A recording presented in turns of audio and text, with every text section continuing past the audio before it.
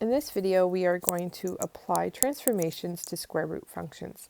Before we begin with our example, let's recall that the base function for a square root function is f of x equals the square root of x. So to get the general form of the square root function, we're going to replace the x with b x minus h. In the base function, the x is being square rooted.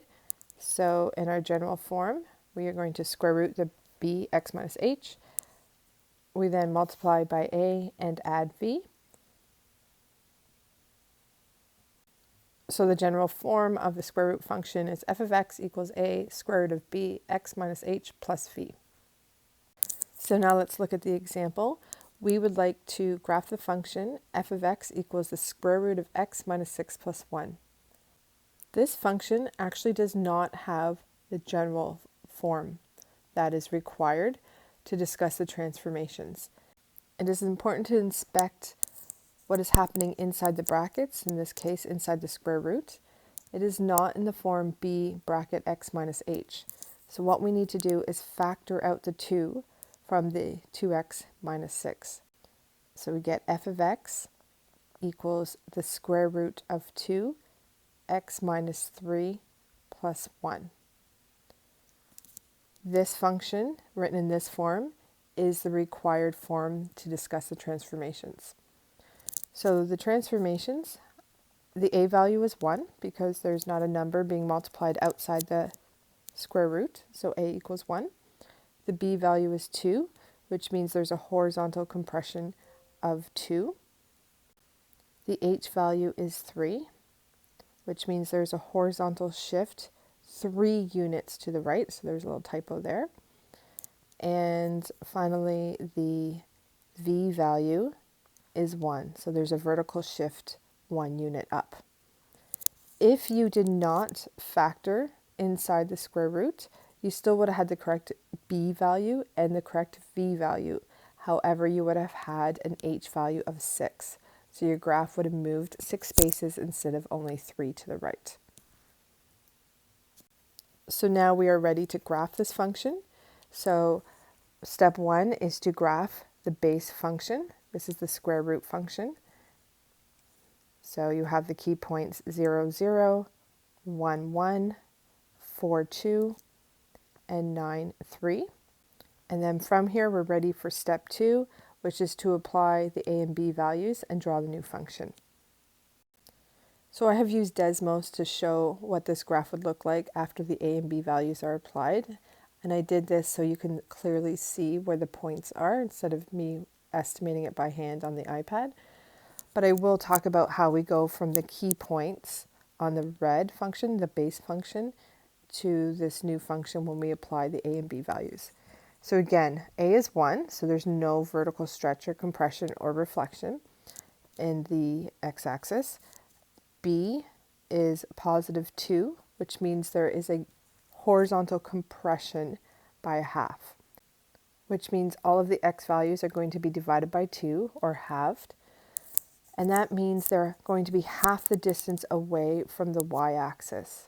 So this first point, 0, 0, is on the y-axis, so it does not change because half of 0 is 0. This point here at 1, 1 has an x value of 1. It is 1 unit away from the y-axis. So now it's going to become half a unit away from the y-axis.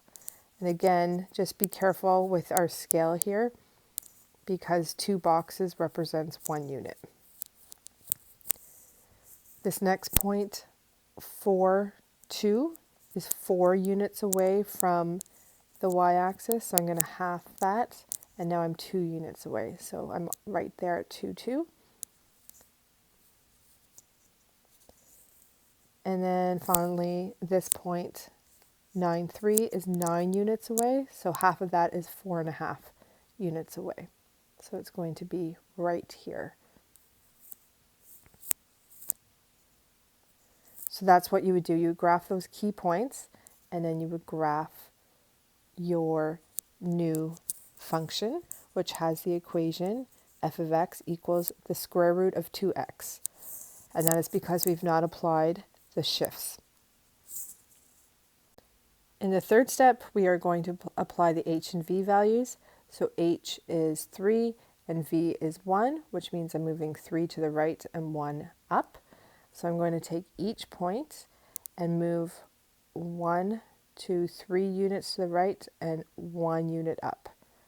So my graph now starts at 3, 1. So that point is now this point. And my graph at a half 1 moves 1, 2, 3 units to the right and 1 unit up. So at this point here,